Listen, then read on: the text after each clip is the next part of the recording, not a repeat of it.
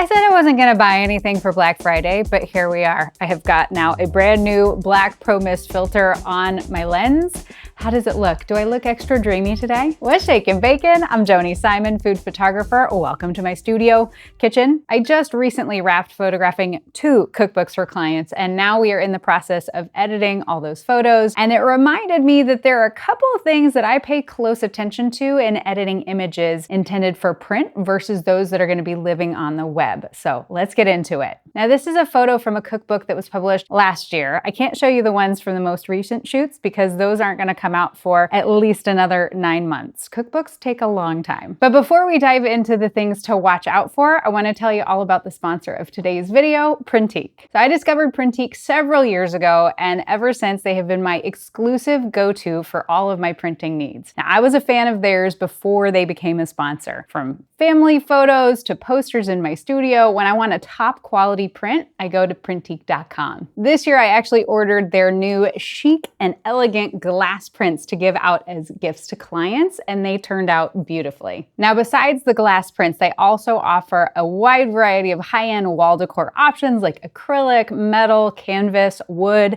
and new photo tiles. And now, of course, they are also well known in the industry for using the silver halide printing process on all of their photo prints and photo books, ensuring that your images come to life with unparalleled color accuracy, sharpness, and depth. And they've also got something you don't want to miss, their Pro membership. This is a game changer for professional photographers because it is packed with perks that elevate your printing experience. For example, automatic discounts on all orders. Pro members enjoy exclusive savings every time you order, and you can also enjoy white label shipping, where you can give your clients a seamless professional experience that showcases your work with your branding. Or maybe you're like me and you need a fast turnaround on prints. Well, with their Pro membership, you get priority treatment with rush processing. This is perfect for those last minute ideas or surprising your clients with a swift delivery. Now, another great perk is the customer client gallery, which is a private space where your clients can view and order their favorite prints directly. It's all about making your life as a photographer easier and more efficient. The Printique Pro membership is your key to unlocking a world of premium prints and exclusive perks, so you can elevate your craft with Printique, where your images become timeless treasures. Now, if you want to try it out today, Printique is offering 3 months free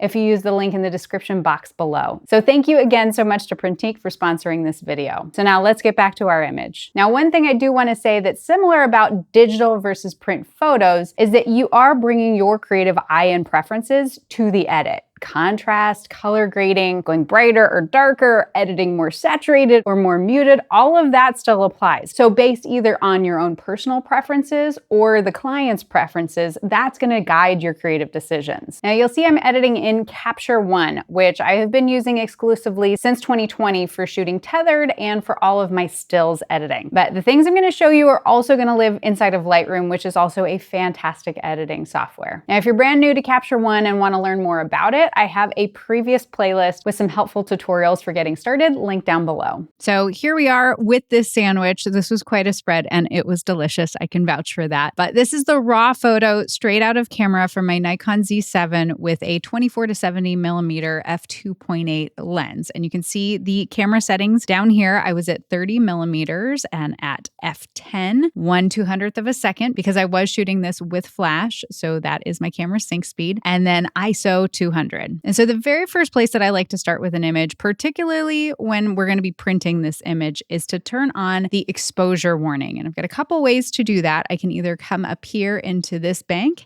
and click that on. Now, here in Capture One, you can customize this top menu here by just right-clicking, hitting customize, and all of these other features become available to you. So if there's something else that you want to pull in, say, for example, you have some guides that you like to use as overlays, we can pop that in right there, or anything you don't want up here, you can just grab it and bring it right back into the bank. You can also activate the exposure warning in Capture One by hitting Control E on a PC or Command E on a Mac. And so now that I have the exposure warning on, what are we seeing on this image? Well, I've definitely got a lot of blue going on here in the shadow areas and some red here in the brighter areas. Now, that blue is telling me that these areas are underexposed beyond the point as what I will refer to as visible black, because there is a visible spectrum when it comes to our images that goes from black to white. And then, of course, we have all sorts of tones and gradations in between. But if we capture an image like this one, where those shadow areas are beyond the point of visible black, they are super duper dark, that we have now effectively underexposed those areas, also referred to as clipping the shadows. And this isn't honestly so much of an issue in digital, but for sure, if we're going to print this photo, this is something we want to be mindful of, because with those shadow areas being so significantly underexposed, when we print this, that's going to read out as muddy and grainy, and it's going to lack clarity and detail. Whereas the red, on the other hand, you can see right here, if we turn it off, turn it back on, this is those highlight areas. And on the opposite end of the spectrum, this red is telling us that we have overexposed in these areas, that we've gone beyond the point of visible white and have clipped those highlights. Sometimes this can also be referred to as being blown out. But again, the issue here is that when we go to print this, if we don't fix these here in our editing process, these spots are going to look grainy and lack that important detail that makes for a beautiful print image. Now, admittedly, in some digital work, particularly when I am shooting for food bloggers, say, for example, who really want their images to stand out amongst a sea of other images on Google, and when somebody is scrolling, that a high impact, high contrast image is more likely to get clicked on. And so in those particular cases, I'm somewhat comfortable with over or underexposing particular areas of the image to create a high contrast image that jumps off the screen. But in print, this is problematic, especially because the difference of an image being produced with ink on paper versus an image being viewed as pixels of light on a screen. And so to give our print version of this image its best foot forward, we really want to be mindful of clipping the highlights and shadows. Now, how did I learn this? So I learned it the good old-fashioned hard way when I submitted images for a cookbook that I was photographing to the editor, and they came back and said, hey, can you fix these images? They are underexposed or overexposed in some particular areas. Can you fix them? Now, no harm, no foul. I was able to fix it. It was a little embarrassing, but certainly a mistake I have not made going forward. So again, we have turned on our exposure warning.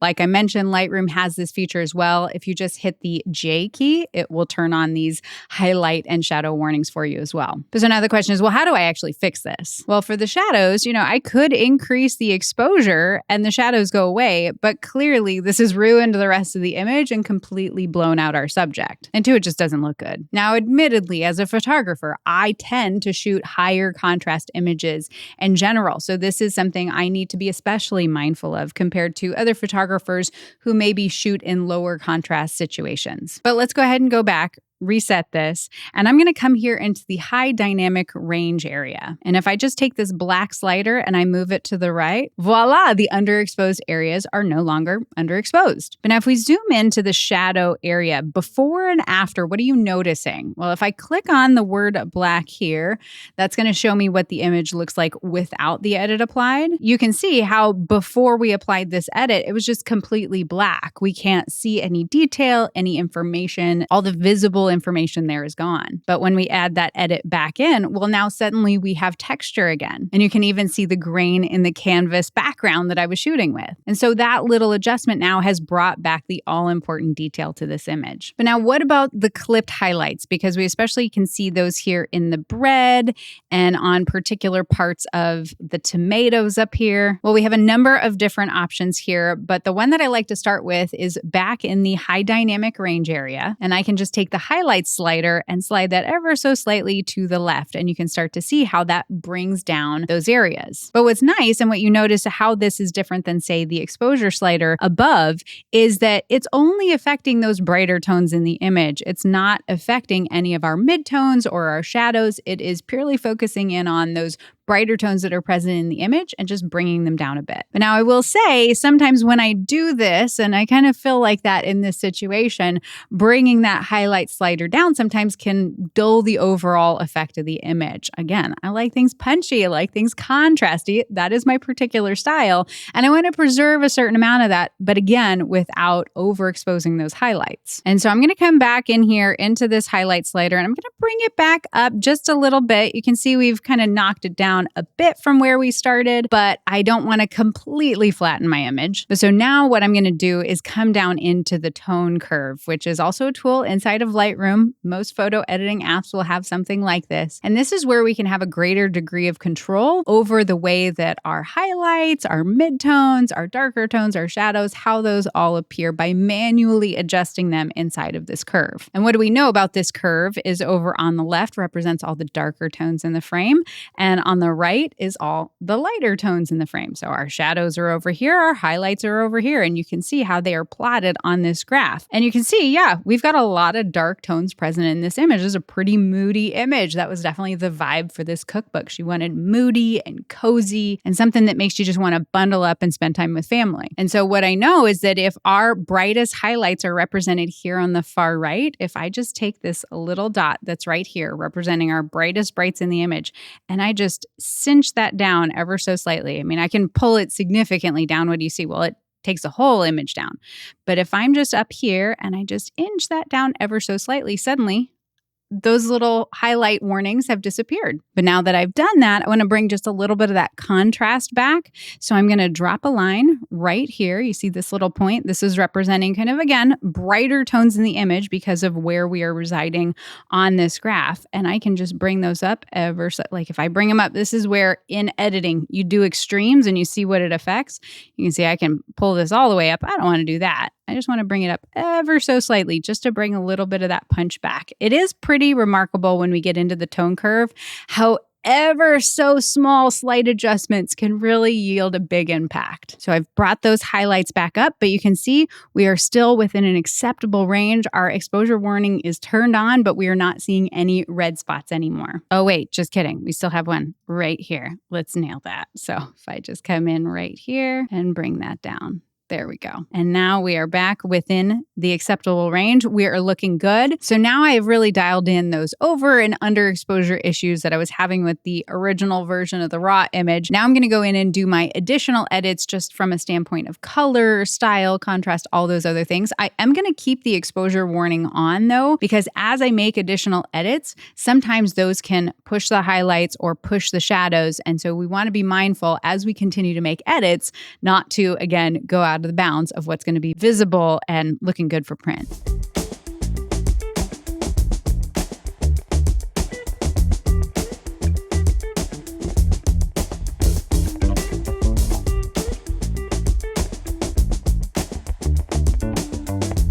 Because now you can see here I'm bringing in a little bit of more shadow, and you can see how now that has brought that underexposure warning back into the scene. So we'll just open up those blacks just a little bit more. And we keep going.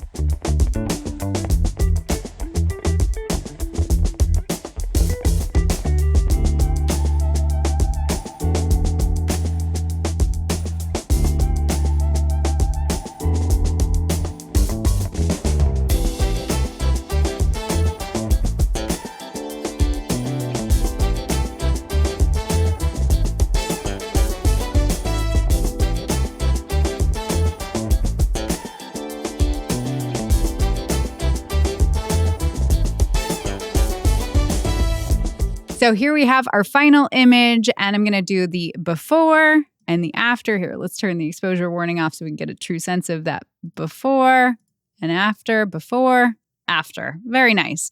So we've maintained that level of punchiness and that contrast without over or underexposing this image. It is good to go for print purposes.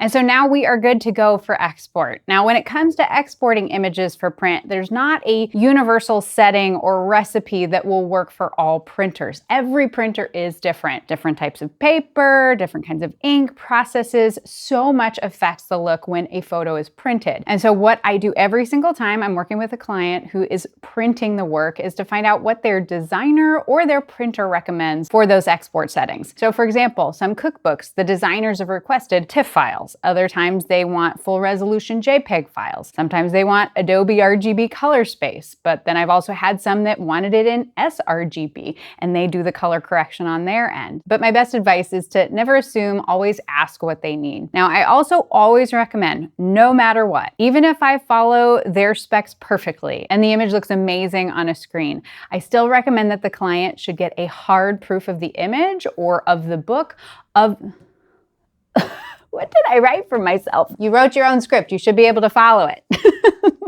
I also always recommend, no matter what, even if I follow the specs perfectly and the image looks amazing on the screen, the client should still get a hard proof of that image or of the book from the printer that's being used, because the way that it looks on a screen and the way that it looks on a page will be different. And before committing to a large print run, you really want to know what you're going to get. And not just for the inside photos, but the outside too, the cover. For example, when they did the hard proof of this book, the images looked great inside, but the outside jacket, because of the coating it has on it, they looked a little bit dull and undersaturated. So we needed to pump up the contrast, bump up the saturation a bit. And so I did a second edit of the photos that appeared on the back cover. But again, you're not going to know these kinds of things without having a hard proof. Now, do you have any other questions about cookbooks? I do have a highlight over on my Instagram answering a ton of cookbook questions. And of course, you're always welcome to come hang out with us inside our free online community at community.thebiteshot.com. But I just want to say thank you so much for stopping by. I hope you have a fantastic day. You stay out of trouble, and I'll see you soon, okay? Bye. Bye.